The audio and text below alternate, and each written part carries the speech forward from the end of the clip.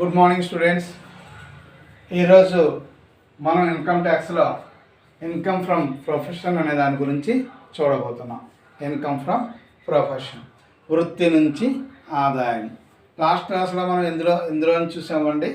Business from income from business అంటే business నుంచి వచ్చినటువంటి ఆదాయాన్ని లెక్క కట్టడం అనేటువంటిది చూసాం. యాక్చువల్గా ఓల్డ్ సిలబస్లో అయినట్టయితే ఈ యొక్క income from business, income from profession అనేది ఇంపార్టెంట్ కాన్సెప్ట్గా ఉండేది.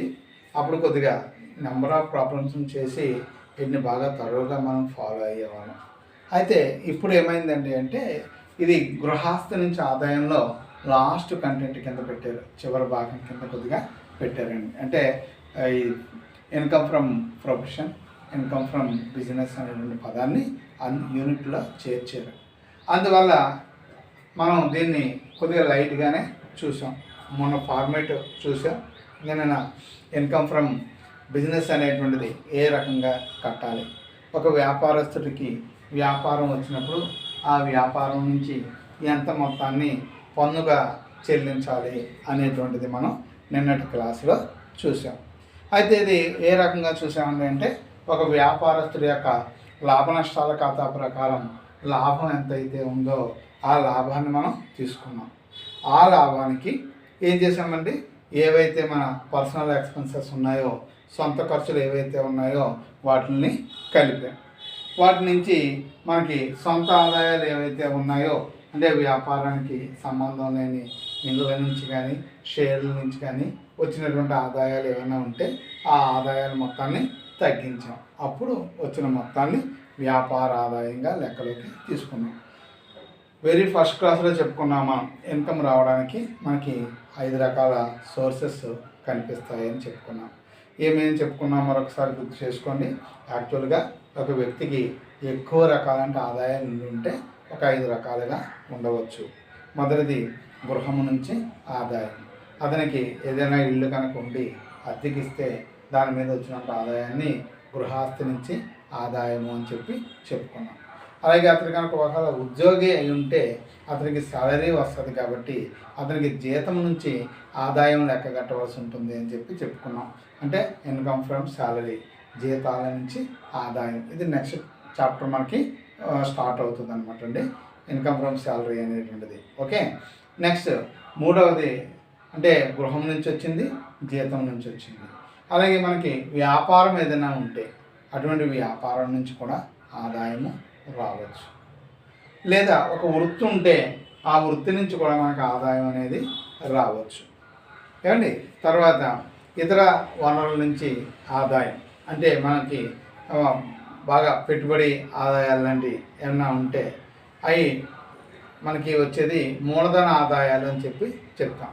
అంటే షేర్ల మీద వచ్చే డివిడెండ్ కానీ అవన్నీ ఇలా, లేదంటే ఎవరికైనా అప్పులు ఇస్తున్నప్పుడు వాటి మీద వచ్చిన వడ్డీలు కానీ ఇటువంటివి ఏమన్నా ఉంటే మూలధన ఆదాయాలుగా మనం చెప్తాం. అంటే ఇన్కమ్ ఫ్రమ్ క్యాపిటల్ ఇన్వెస్ట్మెంట్స్ అంటే మూలధనం పెట్టుబడి పెట్టడం వల్ల వచ్చినటువంటి ఆదాయాలుగా వాటిని చెప్పుకుంటాం.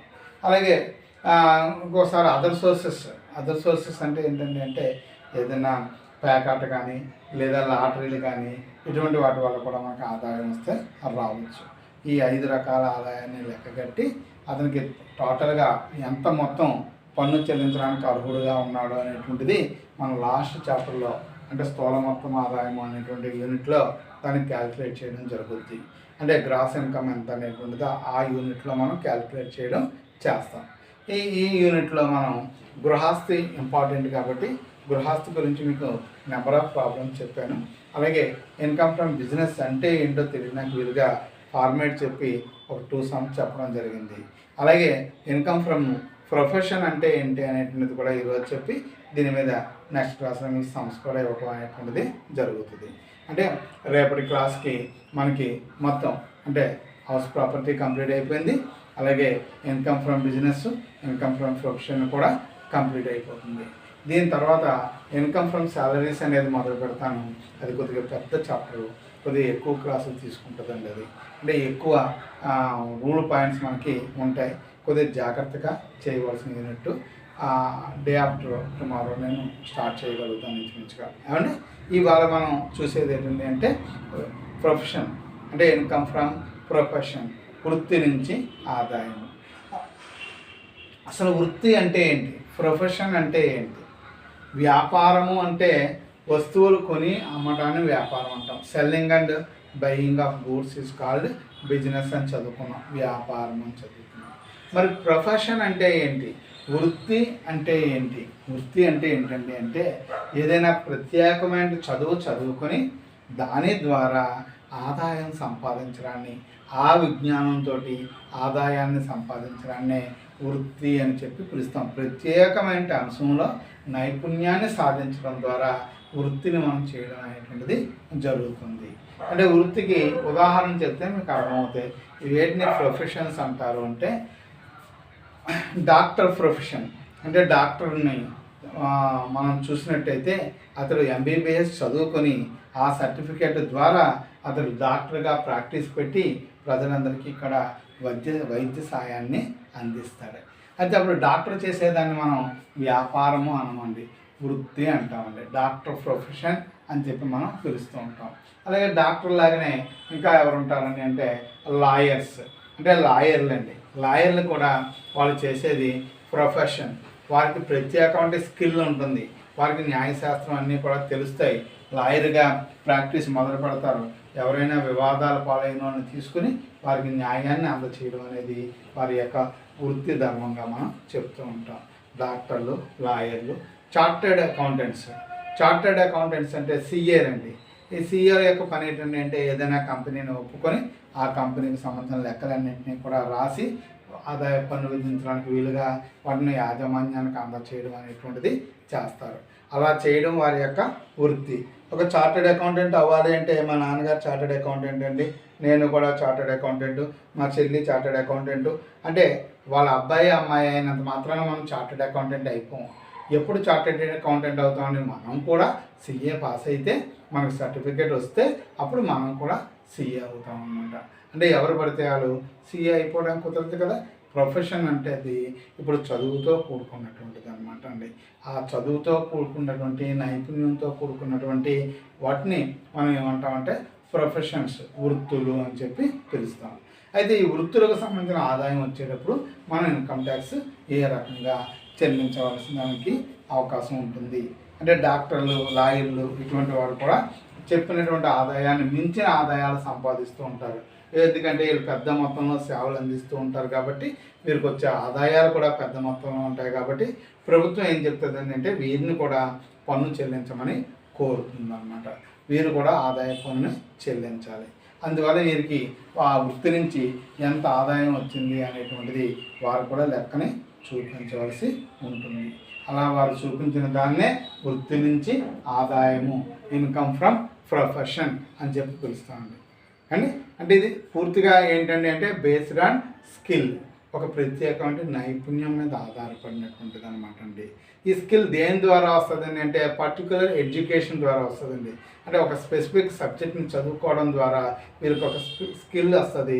అప్పుడు ఆ స్కిల్ ద్వారా వీరు ఈ యొక్క ప్రొఫెషన్ని నిర్వహించడం అనేటువంటిది జరుగుతుంది. ఓకేనండి, ఇది ప్రొఫెషన్, ఇన్కమ్ ఫ్రమ్ ప్రొఫెషన్. ఈ ఇన్కమ్ నుంచి ప్రొఫెషన్ క్యాలిక్యులేట్ చేయడానికి కూడా మనకి ఒక ఫార్మేట్ ఇచ్చింది చట్టం. ఆ ఫార్మేట్ ఏంటో మనం చూసుకోవాలి. ఒకసారి ముందు ఏంటో పాయింట్ చూడండి, అప్పుడు మీరు చెప్తాను రాసుకుందరు. కానీ హెడ్డింగ్ వృత్తి నుంచి ఆదాయం అని పెట్టాలి, అంటే ఇన్కమ్ ఫ్రమ్ ప్రొఫెషన్ అని పెట్టాలి. ఇన్కమ్ ఫ్రమ్ ప్రొఫెషన్ వివరాలు మొత్తం పెట్టుకుంటాం. ఒక డాక్టర్ గారిని తీసుకున్నాను నేను. ఈ డాక్టర్ గారికి వృత్తి స్వీకారాలు ఏమొస్తాయి అంటే ప్రొఫెషనల్ ఇన్కమ్స్ ఏమొస్తాయో తీసుకుంటున్నానండి. ఆయనకి ఏమొస్తాయంటే సంప్రదింపుల ఫీజు అనేది వస్తుందండి. అంటే కన్సల్టెన్సీ ఫీజ్ అంటారు.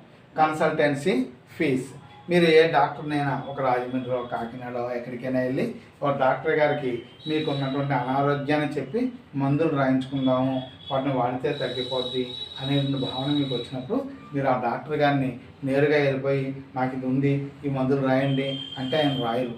ఇప్పుడు ప్రాక్టీస్ ఏంటండి అంటే మనం అక్కడికి వెళ్ళిన తర్వాత అక్కడ ఎవరో ఒక కాంపౌండరో, నర్సో, ఎవరో ఎవరైతే వాళ్ళ రిసెప్షనిస్ట్ ఉంటారో వారికి మనం వివరాలు చెప్తే వారు నోట్ చేసుకుని డాక్టర్ గారు 11 గంటలకు చూస్తారు, 12 గంటలకు చూస్తారని మనకు ఒక అపాయింట్మెంట్ ఇస్తారు. అప్పుడు మనం లైన్ ప్రకారంగా లోనికి పంపుతారు.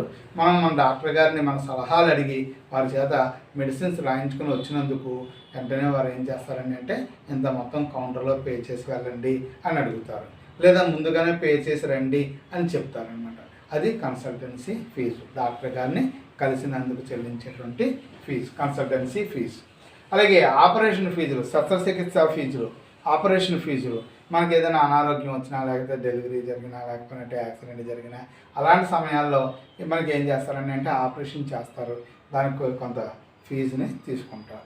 అలాగే విజిటింగ్ ఫీజు అంటే కొంతమంది డాక్టర్లు వేరే హాస్పిటల్స్కి వచ్చి అక్కడ పేషెంట్లని విజిట్ చేసి వెళ్తుంటారు, చూసి వారికి సలహాలు సూచనలు మందులు రాసి వెళ్తూ ఉంటారు. అందుకు గాను వారికి కొంత మొత్తం ఆదాయం వస్తుంది, విజిటింగ్ ఫీజ్. అలాగే మందుల అమ్మకం, సేల్ ఆఫ్ మెడిసిన్స్, ఇలా మందులు అమ్ముతారు. మందులు అమ్మడం వల్ల వారికి కొంత ఆదాయం వస్తుంది. డాక్టర్ హాస్పిటల్లో పక్కనే మెడికల్ స్టోర్ ఉంటుంది చూడండి డాక్టర్ గారిది, దాని నుంచి కూడా కొంత ఆదాయం వస్తుంది.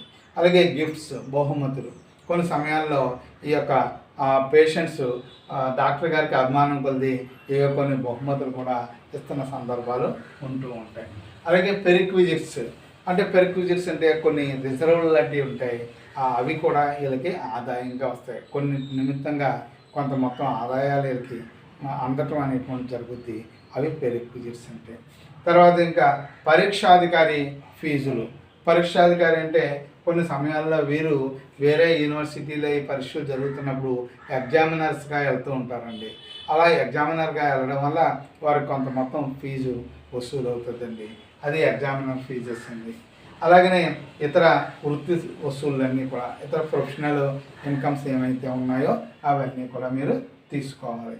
ఇవన్నీ కూడి ఎంత మొత్తం అయితే వచ్చిందో అది అవుటర్ కాలంలో కౌంట్ చేసుకోవాలి, దాన్ని కూడుకోవాలి.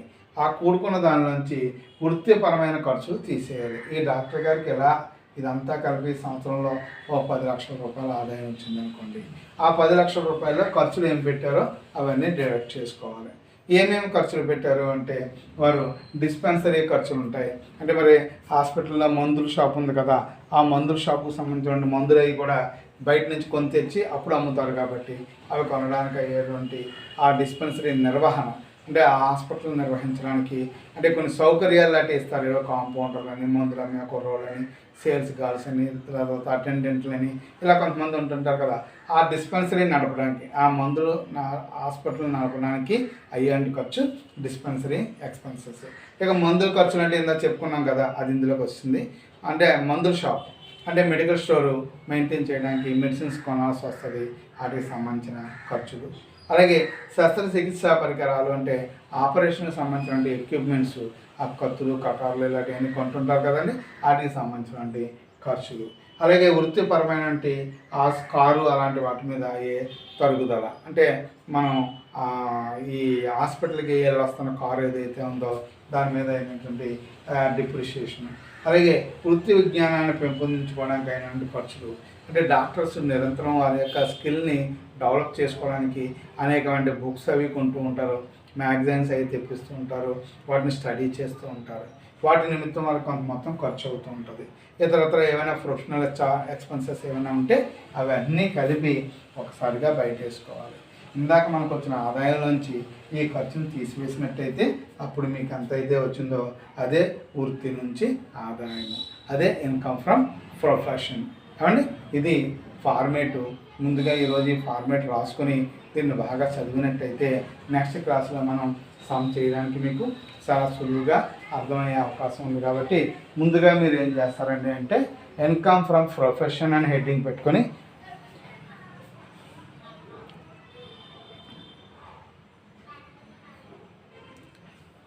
ఇన్కమ్ ఫ్రమ్ ప్రొఫెషన్ అని పెట్టుకోండి.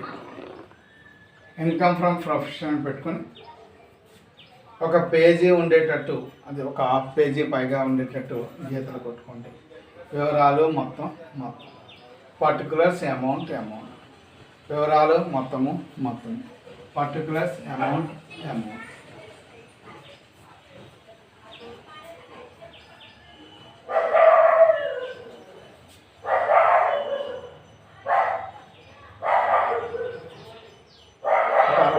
స్థాయిగా ఉండేలా గీతలు గీసుకోండి. స్కేలు పెన్సిల్ తీసుకుని ఒక హాఫ్ పేజీ కన్నా ఎక్కువగా ఉండేటట్టు ఫార్మేట్ని నిర్మించండి.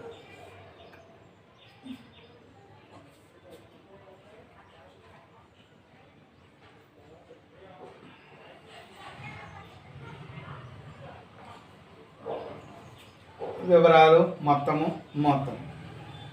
ముందుగా తెలుగు మీడియం రాసుకోండి, తర్వాత ఇంగ్లీష్ మీడియం నోట్ చేసుకుంటారు. కానీ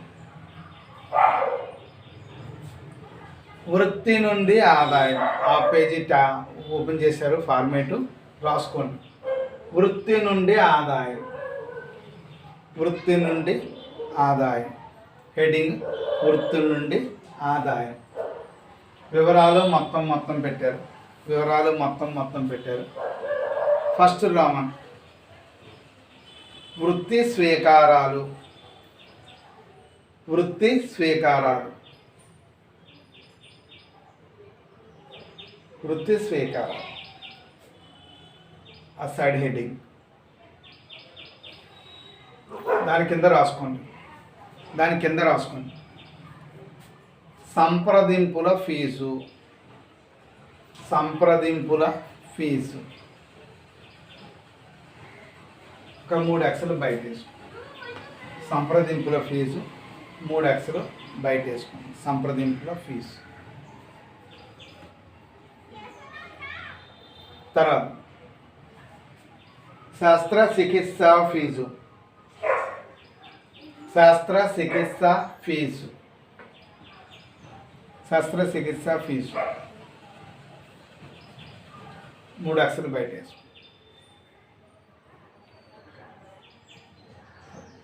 visiting fee, visiting fee, visiting fee ఒక 3 అక్షరాలు వేసుకోండి. విజిటింగ్ ఫీజు 3 అక్షరాలు వేసుకోండి.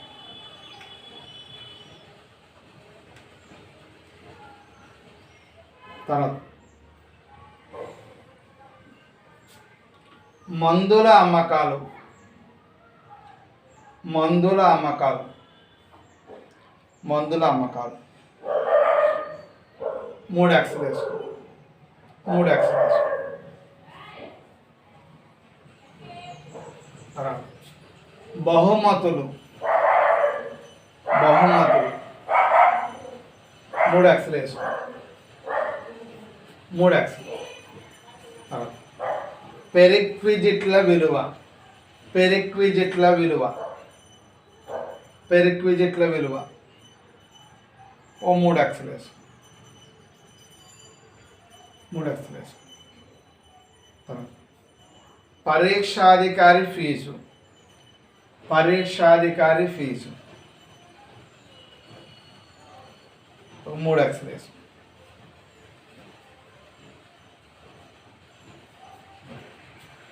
ఇతర వృత్తి వసూళ్ళు, ఇతర వృత్తి వసూళ్ళు 3 అక్షరాలు వేసుకోండి. ఇతర వృత్తి వసూళ్ళు 3 అక్షరాలు వేసుకోండి. ఈ మొత్తంకి గీత కొట్టి బయట వేసుకోండి. ఈ మొత్తానికి గీత కొట్టి బయట వేసుకోండి. ఈ బయట వేసుకున్న దాన్ని కూడేయండి. ఇది కూడేయండి. ఆ కూడిన దాన్ని ఎదురకుండా మొత్తం వృత్తి వసూళ్ళు అని రాసుకోండి. మీకు క్లియర్గా ఉంటుంది. మొత్తం వృత్తి వసూళ్ళు.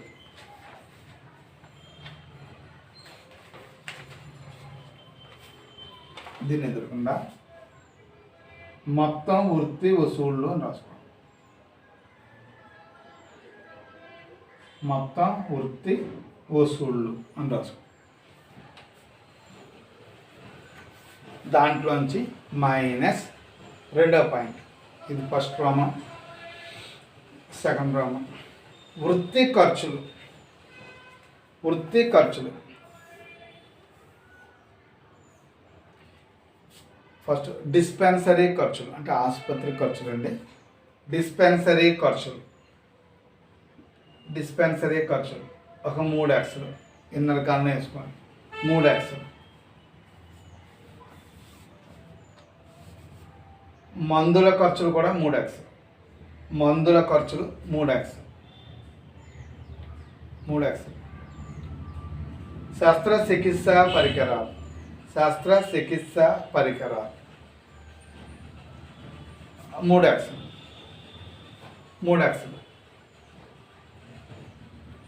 తర్వాత వృత్తికి సంబంధించిన కారు తరుగుదల, వృత్తికి సంబంధించిన కారు తరుగుదల, వృత్తికి సంబంధించిన కారు తరుగుదల.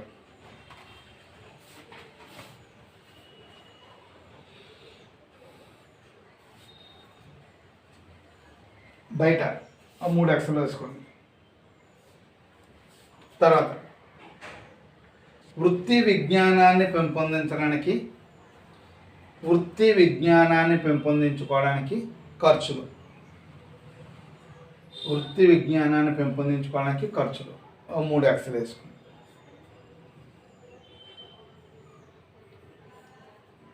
ఇతర వృత్తి ఖర్చులు, ఇతర వృత్తి ఖర్చులు 3 ఎక్స్లు వేసుకొని టోటల్ బయట వేసేసి మొత్తం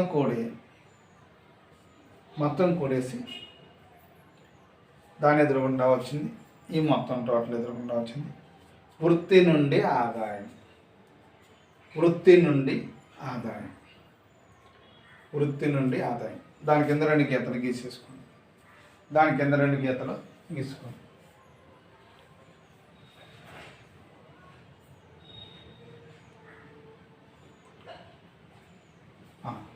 ఈసారి ఇంగ్లీష్ మీడియం స్టూడెంట్స్ రాసుకోండి.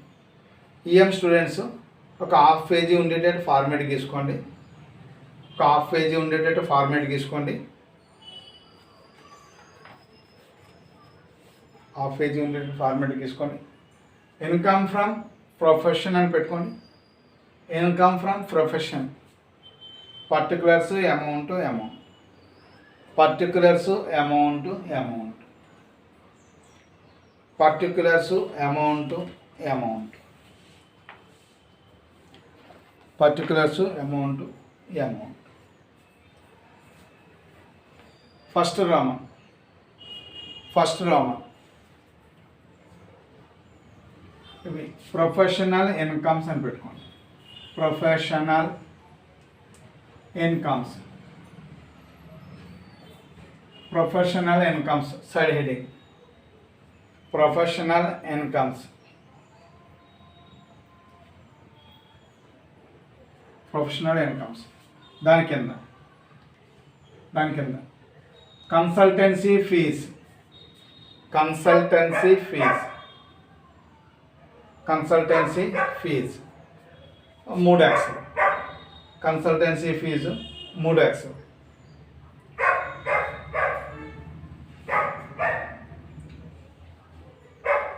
తర్వాత operation fees, operation fees. First consultancy fee, తర్వాత operation fees. Next visiting fee, బయట 3 ఎక్స్ట్రా కామన్గా వేసుకోండి. Visiting fees. తర్వాత సేల్ ఆఫ్ మెడిసిన్స్,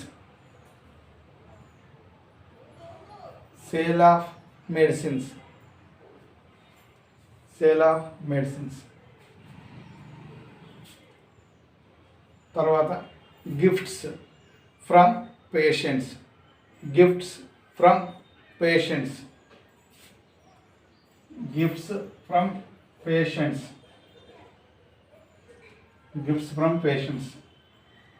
పేషెంట్లు. తర్వాత పెరిక్విజిట్స్, PERQUISITS, పెరిక్విజిట్స్.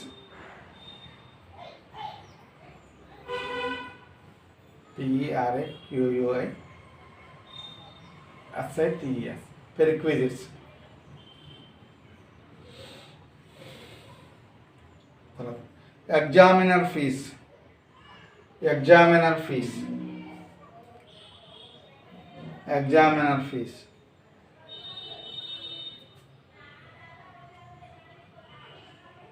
తర్వాత other professional incomes, other professional incomes, other professional incomes. బయట ఒక 3x, బయట 3x. మొత్తం అంతా ఇక్కడ గీత కొట్టి ఈ టోటల్ బయట వేసాను, ఇక్కడ గీత కొట్టి ఈ టోటల్ బయట వేసాను. బయట వేసిన దాన్ని కలిపాయి, బయట వేసిన దాన్ని కలిపి ఇదంతా కూడారు, ఇక్కడ వేసారు, గీత కొట్టి ఇదే టోటల్ కింద వేసారు. దీని ఎదురుకుండా total professional income, total professional income, total professional income, professional income. Next roman 2 professional expenses, professional expenses, professional expenses.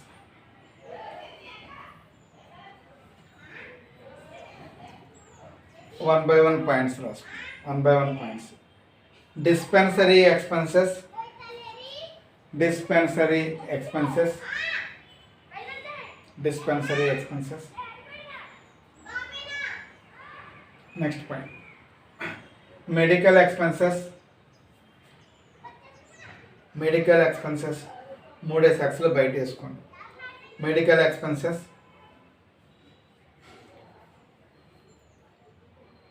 తర్వాత operation equipment, operation equipment, operation equipment.